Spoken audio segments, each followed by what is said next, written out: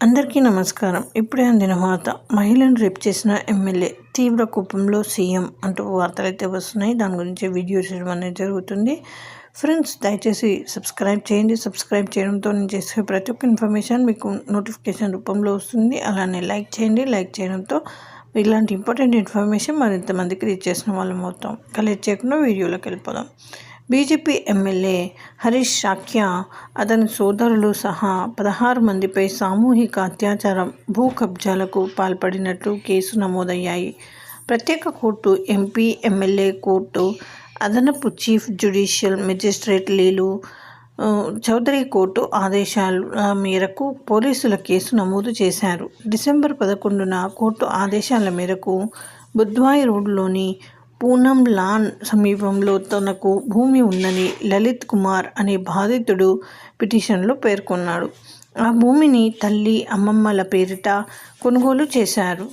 తర్వాత అమ్మమ్మ చంద్రకాళి దానిని తన తండ్రి ఓం ప్రకాష్కు కట్టబెట్టింది. 2022లో సత్యేంద్ర షాక్యా, ధరంపాల్ షాక్యా, హరిశంకర్ వ్యాస్, ఆనంద్, మనోజ్ గోయల్, విపిన్ కుమార్, అనగ్ పాల్ అనే వ్యక్తులకు బాధితుడి ఇంటికి వచ్చారు. బిల్సీ ఎమ్మెల్యే హరీష్ సాక్యా భూమిని కొనుగోలు చేయాలనుకుంటున్నారని చెప్పారు. భూమి అమ్మేందుకు ఆ కుటుంబం నిరాకరించింది. ఎమ్మెల్యే స్వయంగా ఇంటికి వెళ్లి భూమి కొనుగోలుపై మాట్లాడారు. దీంతో ఒక్కో ఎకరకు 80 లక్షల అని చెప్పారు.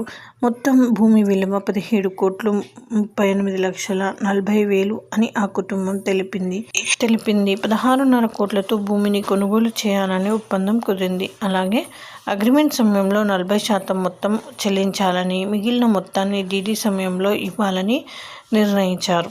బలవంతంగా భూమి లాక్కున్న ఎమ్మెల్యే హరీష్ సాక్యా, హరిశంకర్ వ్యాస్ నుంచి ₹1,00,000 కుటుంబానికి అందాయి.